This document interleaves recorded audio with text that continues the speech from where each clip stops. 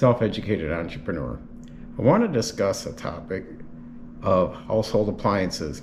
As you know, as a truck driver, I've been hauling them for the last 9 years.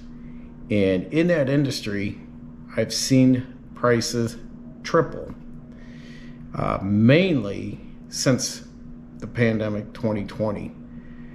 Now, going back, I had a discussion today with a few of my clients or dealers.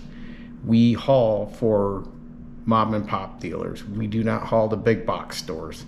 So we get that the small town, small dealer feeling of service, what they sell, household appliance dealer. Therefore, I had expressed to the one that I had bought a washer dryer 2016, and I've seen the replacement equivalent to that now in 2023. To purchase it is 3 times more the cost.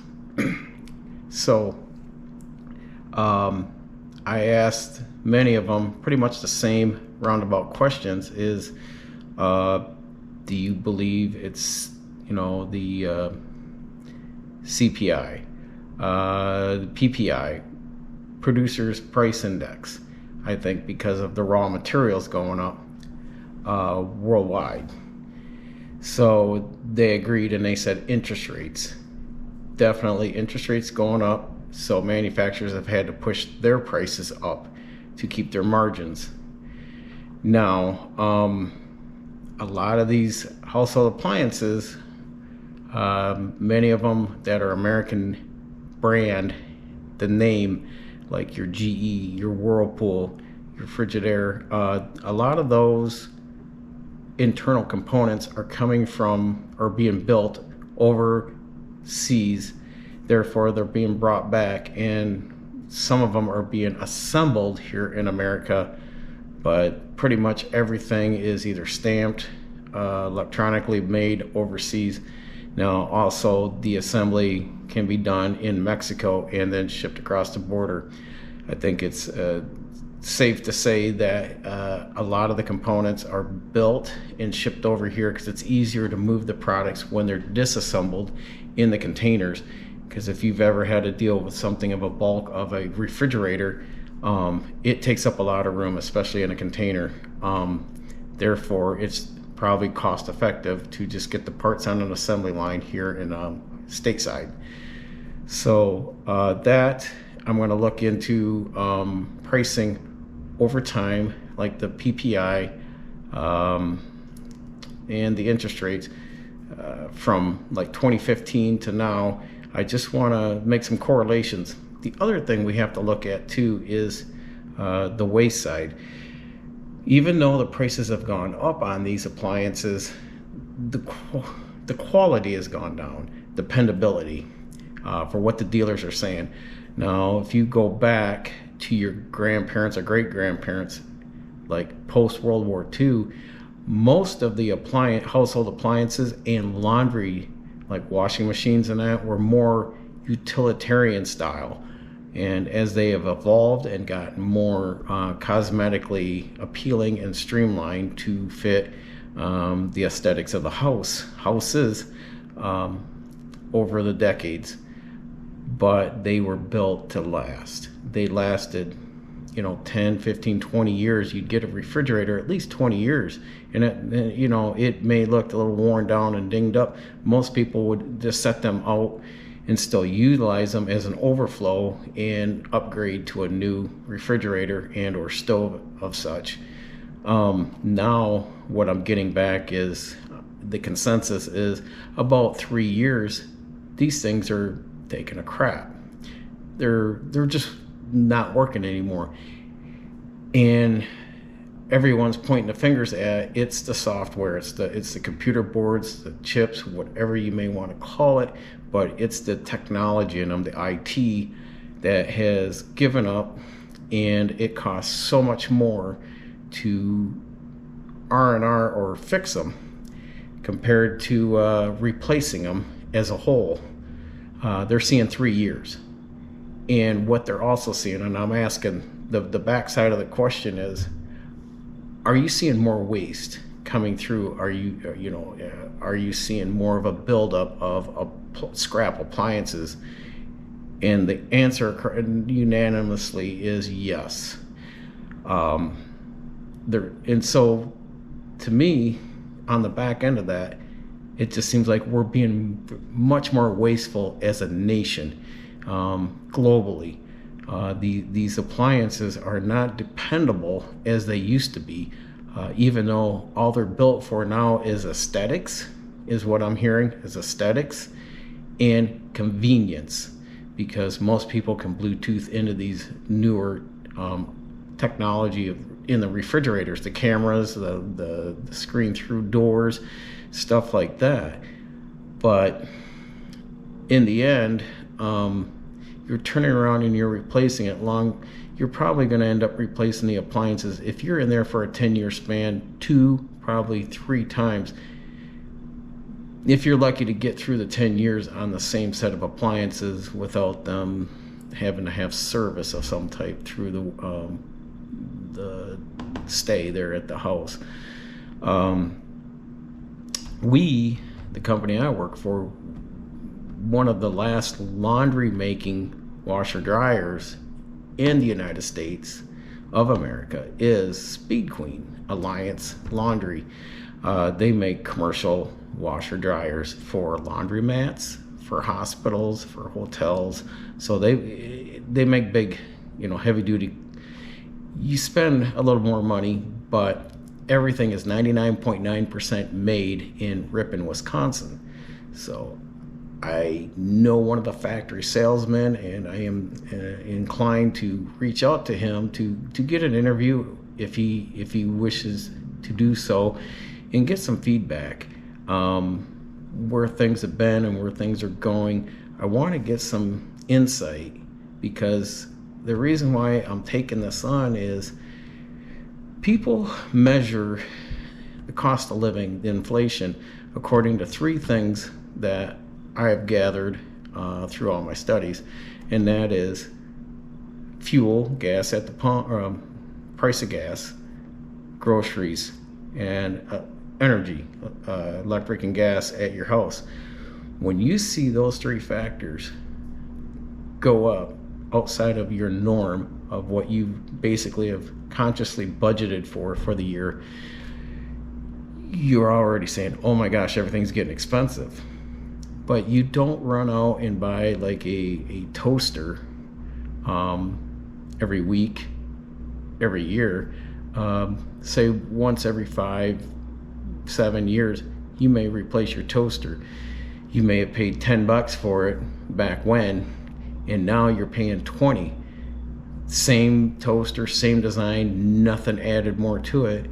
But you don't think anything, oh, $20, but you don't think that has doubled in price. And that's the same with appliances. I replaced all my kitchen set in April of 2020, and pricing that out now has gone up 2.5 times more to put that full kitchen set in again, pretty much mirrored to the same manufacturer and the same style. So I'm looking at we understand automobiles and such, everything's driving up. Everyone's trying to meet shareholders, investments. So I just want to bring some of this stuff to the forefront, is we're seeing, and I'm seeing every year, usually the first of the year, I'm seeing price increases anywhere from 5 to 10% year over year. And I know this by the time I get through the month of January, or I'm coming into the end of December of the previous year, I'm hearing the dealers, oh geez, so-and-so's raising their prices again. How are we going to sell this? I'm telling you, I remember buying my washer and dryer, Speed Queen, which is a laundromat version of it, heavy duty, and I paid washer dryer sitting in my house around $850. That is now to replace that same equivalent washer dryer is right around $2,400. Therefore, it's a big jump in 7 years alone. Now things have really ramped up, and also dealers are also saying that they're not running their 2023 budget. They'd like to beat 2022's budgets, but what they're not banking on is they made some record sales in 2021 and 22. As we know, the pervasive sickness and all that. So what they're doing, and actually what our management has done at our company, is they're looking back and saying what was normal before pre-pandemic. So they're running their numbers and their budgets off from the 2019 and saying, okay, this is when things were normal, and they're running with that, and they're saying, you know what, we're running at par or we're running above the 2019 numbers, which then, hey, we can handle it. Though the cost of electricity, fuel to run the trucks to deliver these appliances, other stuff like that has changed since then. So, but they're just kind of getting a benchmark and knowing that they got to hedge a little bit with inflation, you know, the CPI numbers and all that jazz. So the other thing too is I'm inclined to go look at a recycling center and ask someone there, have you seen over the last, say, 10 to 15 years increase in scrap from household appliances alone? Because to me, it just shows that we've become such a more wasteful society. Things don't last like they used to. I hear a lot of talking heads and a lot of people, especially here on YouTube, talk about if you're driving something of a 10-year-old car, it's a clunker. Pretty much, other than, let's see, I got a 4-year-old, my newest vehicle is 4 years old. The next one is 11, and my truck is 13 years old, and only one of them's over 100,000 miles, which is the 11-year-old car. Therefore, it just depends on how an individual takes care of them. They'll last. So it doesn't mean that every 2 or 3 years, you know, that's the mindset of the Gen Z and the millennials is, all right, my car is 3 years old or 5 years old. It's old. I got to get a new one. Just like the cell phones. I get on average about 4 to 5. Right now I'm 4.5 years on my one phone. I've been averaging about 5 years per phone for the last 23 years. So it's all about how you take care of it, but it's not it's a necessity, a tool that I use now in this day and age, but it's not a dire necessity. I got to be up with the latest greatest. So but that, like I said, with the appliances and the technology, they're not lasting. There's more wasteful on the back end. Manufacturers are pushing on warranty, but most of them have said, one particularly said that they've warranted a few items, but they were so far gone by replacing all the computer and electronics in like the refrigerator. He said it was just best that the manufacturer just swap it out, put a new one in, a whole new refrigerator, instead of just trying to piece it together.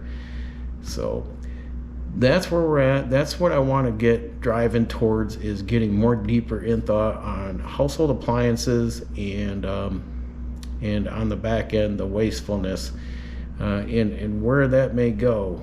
You know, where's the waste product going after the recycle center, you know, crushes it up, grinds it up, ships it out. So I want to get a little more information on that, and I definitely want to look a little more into the PPI of how that has changed and how that may be affecting especially the raw materials. Until next time, folks, stay safe, continue to educate yourself, self-educated entrepreneur.